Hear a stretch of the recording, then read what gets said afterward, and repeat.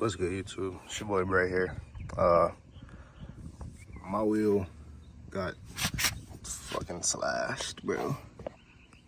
I don't know if you can see right there. My wheel slashed. So, gotta get new tires. GG. What is good, YouTube? It's your boy Bray here, back with another video, man.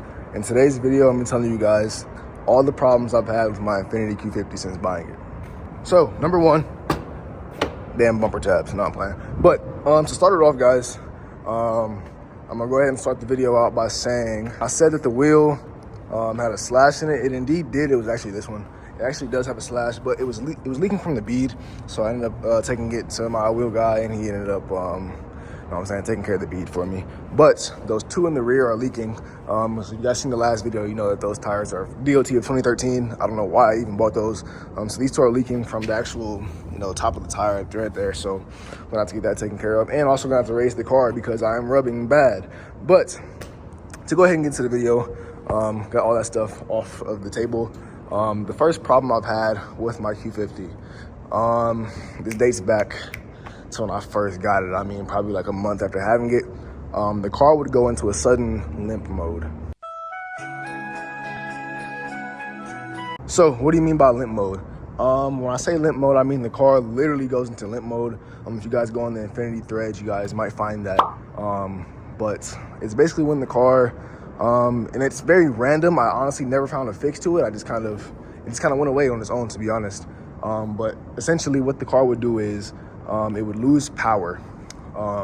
And I've never replaced my battery or anything like that to this day since buying the car. So the car would just lose power, and it wouldn't go above like 30 miles per hour. This happened to me about 3 times total. And usually it goes away after I go home, I park, I take off the negative terminal on the battery, just to kind of like reset the car's brain. But it hasn't happened to me in a while, about a year and like 3 months so far. But I don't suspect it will happen again. I'm not sure why it did that. But if you guys are having that issue, yeah, just go home, park it, leave the terminal, disconnect it overnight, and it should go back to normal the next day. So the next problem I've had, which is pretty much a basis on any car, I guess, but my rotors were warped. I actually just replaced these rotors, all 4 and all pads. But when I got the car, my rotors were very warped. The wheel would shake really bad, like I had a terrible alignment when I got the car. And that's just from these brakes on this car. They heat up very fast, and over time, the rotors would just warp. So that's kind of like an honorable mention. Not even honorable, just something I felt like throwing in there. So you guys are aware, like, oh, my wheel's shaking. I don't know why. My alignment's good, my tires are good. It's probably your rotors, bro. So that's another thing.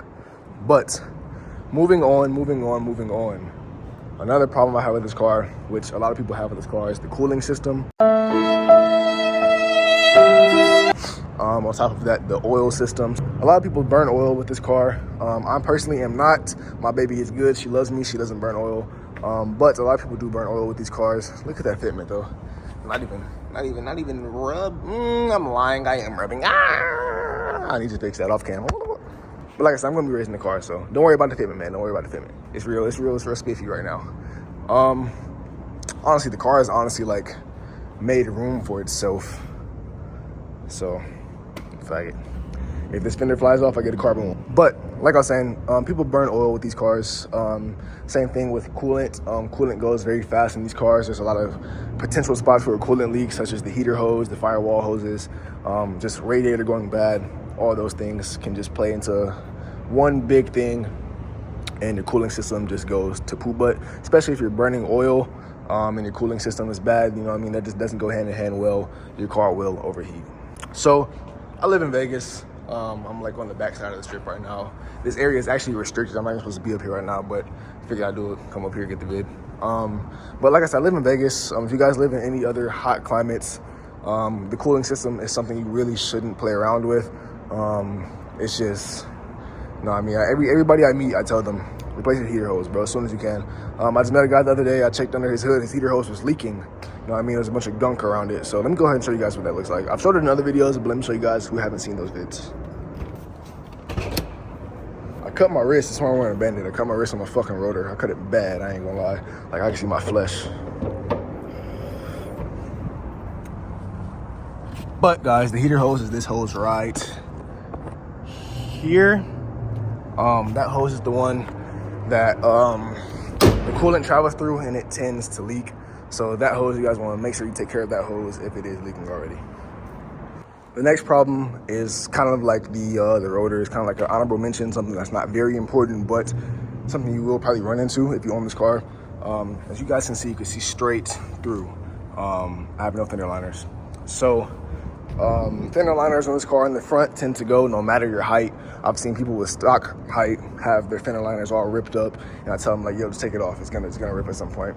Mine's ripped when I was on springs. It just ripped off on the freeway one day, so I just took it completely off. The fender liners on this car are very trash. Don't keep them unless you upgrade them. I don't know. I don't even know if they have upgrades for them. I know they have upgrades for the undershroud. The undershroud is the next thing I'm going to talk about. That's also trash. That rips. Your oil pan can still crack through that. If you care about it, go Z1. If you don't care about it, just take it off, honestly. That might be a hot take. Some people might be like, oh, what about the dirt and all that? I mean, yeah, but I haven't had mine on. I'm just fine. I haven't had any issues. And honestly, when I did have it on, I had an issue. I believe a rock came up and hit my everything. I couldn't even tell you guys what it hit. I don't remember. I know it hit like my my pulley, my idler pulley. I had to get my idler pulley replaced, my serpentine belt, my thermostat, a bunch of shit. Apparently, a rock came up and hit it. That's what the dealer said when they did the warranty work. They said they seen damage. So I had to fight them just to get that work taken care of. Yeah, aside from that, I'm starting to get some wind. I might have to pull up my mic. All right, you guys, we are now off the mic ski. Let me know what you guys think about the mic, if I should use it more or not. The wind kind of slowed down as soon as I went to get the mic out the car, but I'm going to use it for the remainder of this video. Just see what you guys think about it. If it sounds decent, I got it for like $5 off TikTok shop. You're probably seen this before, so it's garbage, but gonna see what it does for this vid. Hopefully it doesn't fuck up the quality for y'all. So, what was I getting at? I was talking about the idler pulley and stuff like that. All that stuff went bad, apparently from damage though, so they say. But the next thing I was gonna get into is transmission. Transmission, don't even think yours isn't gonna go out. It's going to go out. A lot of people's transmissions on this car go out between 90K if you're very unlucky, but usually around 100 to 120K. When the trans starts to go out, everybody I meet, I tell them like, your shit might go out. I'm not gonna lie. Or if not your trans entirely, your valve body. The valve body sucks on this car, so just look out for that. It may be a case by case thing, but a lot of people I've met have had issues with it. Like I said, the transmission, valve body, those two things go hand in hand usually. If it's not your trans, it's your valve body. If it's not your valve body, it's your trans. So just keep a lookout for those two things when it comes to this car, because those are bound to go out at some point, at this higher mileage point. I bought my car at 89,000 miles. Since then, I've put a whopping about 30K on it. I'm not even gonna lie. Probably no more. I put more than that. No, I'm not like about like 35K. I'm not gonna lie. I've only had the car for a year and a half. I got it in October of 2023. We are now in April of 2025. So I do a lot of driving. I'm not gonna lie. I'm taking it out of state probably like 5 times. So I do a lot of driving, a lot of cross town driving. I go from that side all the way to that side all the time. So yeah, I do a lot of driving. But I haven't had any issues with it. Like I said, aside from the trans, I'm saying I haven't had any issues. This whole video is about issues I've had. But like aside from the trans, aside from little things like cooling, all that stuff, this motor is fucking bulletproof. If you take care of it, you do the oil changes on time, so you're not burning like too bad. You know what I mean? Riding on low oil, riding on burnt oil. This motor is fucking bulletproof. Like that's why, and I know I did a video talking about why the VR is better than the VR30, or the VR is better than the fucking VQ and all that. That was, I'm not gonna say that I don't like the VR. The VR has its pros, the VR has its cons, and so does the VQ. But when it comes to reliability, this car is a lot more reliable. In the video I made, I was talking about how the VR now has warranty. That was pretty much it. But the VQ, 100% undoubtedly, hands down, balls to the wall, is the more reliable car. So like I said, if you take care of it, if you baby it, and keep her clean, because mine's just fucking filthy. Oh my gosh, I hate having a black car. But if you take care of it, man, just take care of your car, bro, and it'll last you a fucking lifetime, I swear. All right, so the last and final thing on this car that I personally have had a problem with, and if you guys have any other problems with the car and you think they're common, comment them down below so everybody else that sees the video can check them out and look into them and see if they're having the same problem with their car. But the last problem that I personally have had on this car is my power steering rack leaks. And and I say leaks with the S, and it honestly doesn't leak anymore. I'm not sure what happened to it. I haven't had a leak in a while. But my power steering rack at one point was quote unquote leaking. Honestly, it might not even been fucking leaking. At the time, my transmission was leaking because my transmission gasket needed to be replaced or some shit like that. And my trans was leaking. They tried to say my power steering was leaking also, but I'm not sure. I haven't had a leak in a while. Since I did go get my fluid changed and the gasket changed and shit. So I'm not sure. I don't think my power steering rack is leaking anymore, but I do have a homie whose power steering rack is leaking also. So it is a pretty common issue on this car.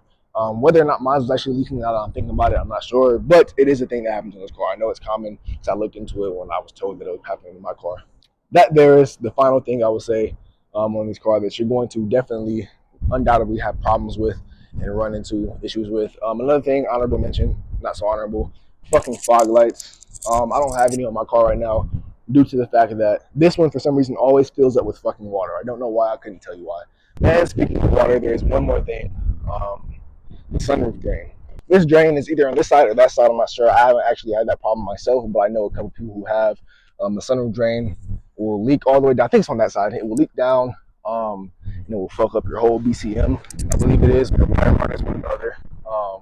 Do you guys research on that if you guys are having a similar problem where like your electric stuff just starts tweaking out, your car starts throwing a bunch of lights, your hazards and shit come on, that type of shit. If you're having that problem, it's more than likely your sunroof drain. That's one more thing that I do know is common. I haven't had it happen in my cars. Really, it's actually honorable mention.